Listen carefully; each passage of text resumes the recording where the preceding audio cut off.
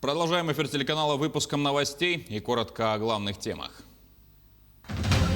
Фейковые сообщения о росте цен на продукты будут караться законом. Спекулянтам, вызывающим ажиотаж, будет грозить как штраф, так и лишение свободы. Ленский врач детской поликлиники выбрала в качестве хобби камеру. Она сделала тысячи профессиональных снимков. А в Якутске фотографироваться можно на фоне корабля из вселенной «Звездных войн» на столичной сопке любви. Соорудили судно главного героя сериала «Мандалорец». Требования к организациям, выдающим ипотеку, ужесточат. Сейчас этим могут заниматься не только банки, но и другие финансовые организации, включенные в перечень уполномоченных компаний Дома.рф. В соответствии с правилами, установленными правительством в марте прошлого года, претендовать на включение в перечень могли компании до октября 2019-го, выдающие не менее 200 ипотечных займов. Новое постановление уточняет, какие именно кредиты они должны иметь в своем портфолио. В частности, размер займа должен быть не менее 500 тысяч рублей. Минимальный срок – 36 месяцев. Названы регионы-лидеры по доступности ипотеки. Среди российских субъектов ими стали Ямало-Ненецкий автономный округ, Магаданская область и Ханты-Мансийский округ. В конце рейтинга оказались республики Северного Кавказа. При этом в целом во время пандемии доступность жилья увеличилась из-за льготной ипотеки. Но рост оказался достаточно слабым из-за роста цен на недвижимость в ряде регионов. Ранее мы сообщали, что Якутия вошла в число регионов России с самой доступной ипотекой. Средний процент составил 5,94.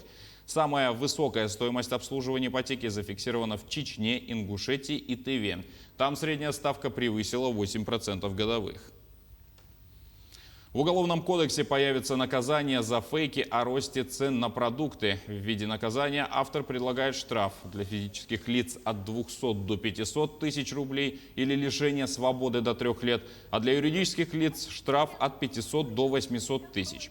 По словам законодателей, спекулянты и недобросовестные торговцы нередко сеют панику, размещая фейки с целью создать ажиотажный спрос на товар, а затем поднимают на него цены, объясняя подорожание сумасшедшим спросом.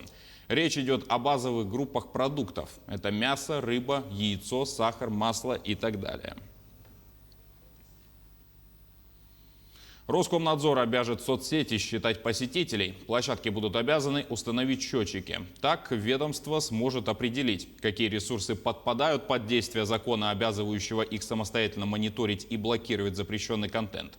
Напомним, что теперь соцсети должны блокировать и удалять посты с пропагандой суицида и наркотиков, экстремизма и терроризма, детской порнографии, призывы к несанкционированным митингам и массовым беспорядкам, а также оскорбительные материалы с нецензурной лексикой. Документ распространяется на ресурсы с ежедневной посещаемостью от 500 тысяч человек. Для этого и нужны счетчики посещения. Алмазное панно подарили в честь 45-летнего юбилея 12-й обогатительной фабрики Удачнинского ГОКа. На его изготовление ушло 2 часа, вот сама идея эскиза обсуждалась не один день. Подарок пришелся по душе всем работникам Удачнинского ГОКа. Многие видели алмазы в таком количестве впервые. Солнце – символ вечной жизни, танцующие стерхи – птица счастья и благополучия, волшебный цветок сардана. Все символы обереги народа Саха собраны в праздничном панно. Есть очень хорошие формы. Вот это вот, посмотрите, вот сюда, это природный. Стерх – любимая птица народа Саха. Про нее слагали легенды. Существует якутское поверье: увидеть и при этом не вспугнуть танцующих белых журавлей может только счастливый человек.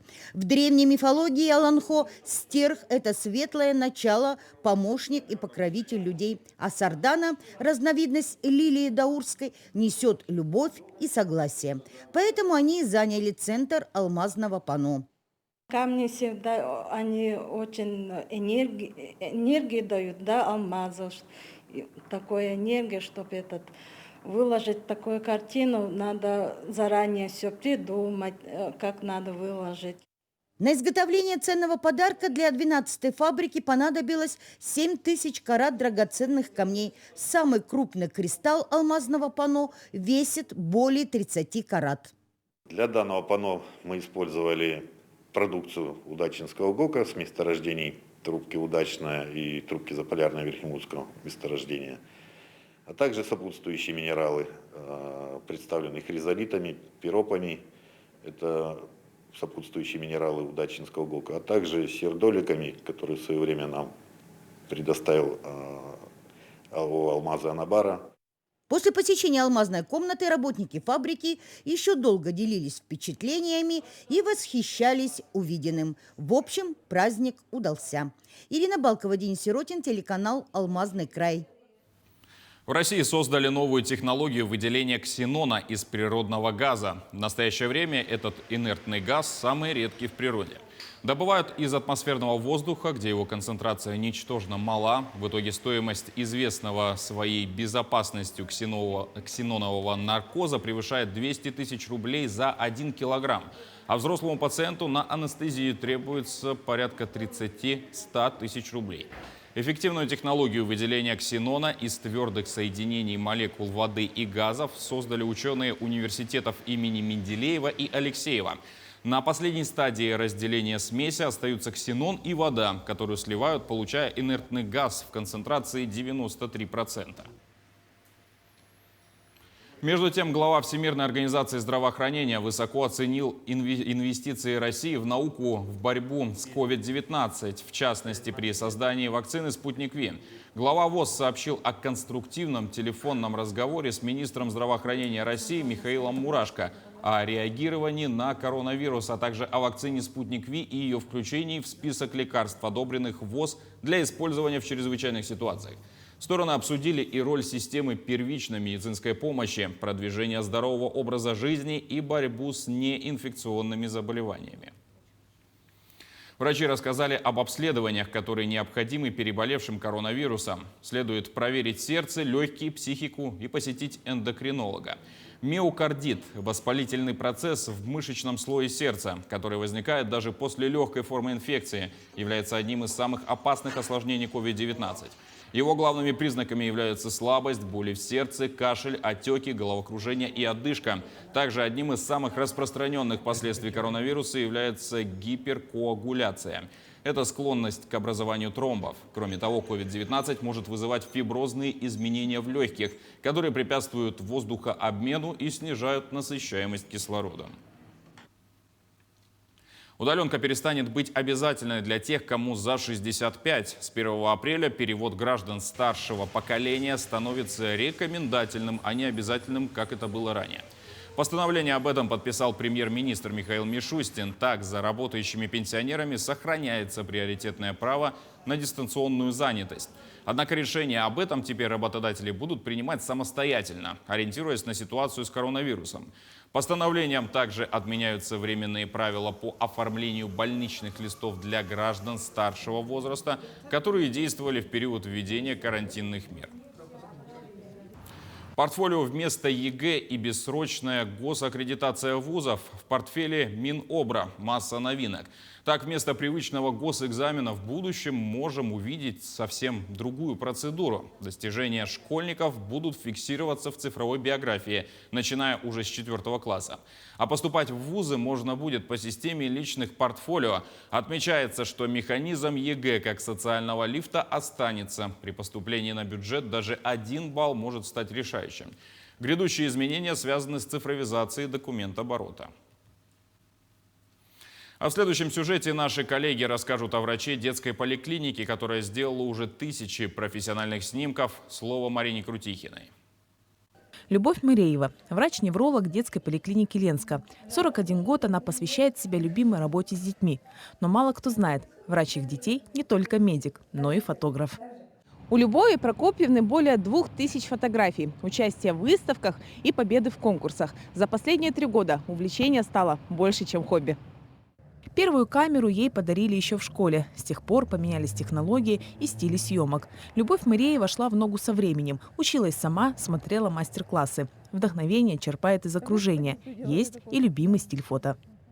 Я снимаю в контровом свете. Тогда, получается, они такие подсвеченные, все мельчешит, ой, все светится, допустим, снежинки, пылинки, шерстинки, волосы девочек, там платьишко. В общем, игра света и тени, вот это меня больше всего привлекает. Сейчас фотограф с нетерпением ждет лета. Снимки природы самые любимые. Фотографирует врач детей, девушек в национальных якутских костюмах и, конечно, животных, которые с удовольствием ей позируют. Сейчас Любовь участвует в нескольких городских проектах, которые ленчане смогут увидеть в этом году. Марина Крутихина, Олег Соснин, телеканал «Алмазный край». Певица Манижа представит Россию на Евровидении 2021. Она выступит с песней «Русская женщина» в Роттердаме в мае этого года. Отбор участника состоялся в прямом эфире Первого канала. Певица поблагодарила зрителей за доверие и заявила, что хочет продемонстрировать щедрость и открытость России. По словам певицы, Russian Woman – это песня о трансформации самоощущения женщины у нас в стране за последние несколько столетий. Российская женщина прошла удивительный путь от крестьянской избы до права избирать и быть избранной, одной из первых в мире. От фабричных цехов до полетов в космос, считает певица.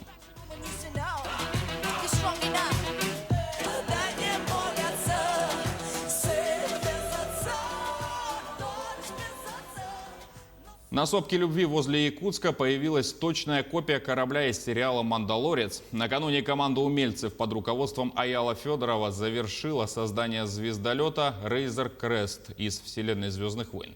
Необычное транспортное средство было установлено в парке Урдел на сопке любви. Доступность, точнее доступ к кораблю для посетителей парка будет свободным.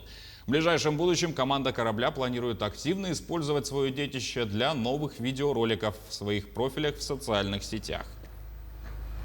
И на этом пока вся информация. Не забывайте носить маски, дезинфицировать руки и держать социальную дистанцию. До встречи в эфире.